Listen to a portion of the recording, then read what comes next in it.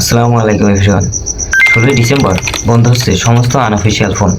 আর এটা নিয়ে আপনি অনেক টেনশনে আছেন যে আপনার হাতে থাকা স্মার্টফোনটা আসলে বৈধ নাকি অবৈধ, অর্থাৎ অফিসিয়াল নাকি আনঅফিসিয়াল। আপনার হাতে থাকা স্মার্টফোনটা অফিসিয়াল নাকি আনঅফিসিয়াল এটা দেখার একটা সিস্টেম আছে, যেটা ফলো করলে আপনি দেখতে পারবেন আপনার ফোনটা অফিসিয়াল নাকি আনঅফিসিয়াল। তো চলুন সিস্টেমটা আপনাদেরকে প্র্যাকটিক্যালি দেখাই।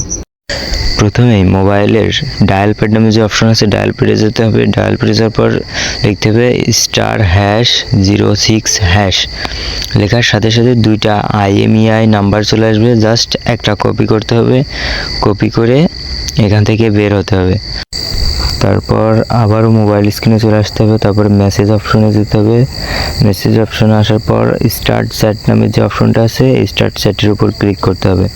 এখানে ক্লিক করার পর এখানে লিখতে হবে 16002 লেখার পর এই 16002 এই নাম্বারে পাঠাতে হবে।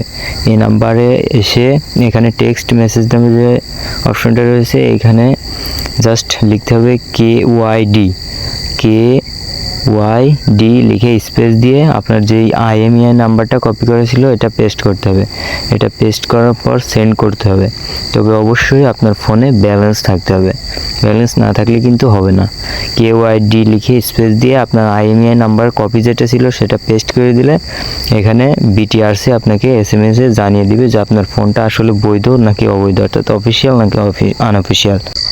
তো দেখুন আমার এখানে দেখাচ্ছে ডিভাইসটি IMEI BTRC ডাটাবেজে পাওয়া যায়নি, অর্থাৎ আমার ফোনটা আনঅফিসিয়াল।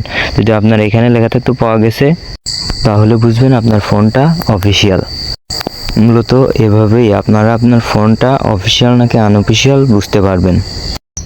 তো দর্শক, মূলত এই ছিল আমার আজকের ভিডিওটি ভালো লাগলে অবশ্যই একটা লাইক করবেন। দেখা হচ্ছে পরবর্তী ভিডিওতে। আল্লাহ হাফেজ।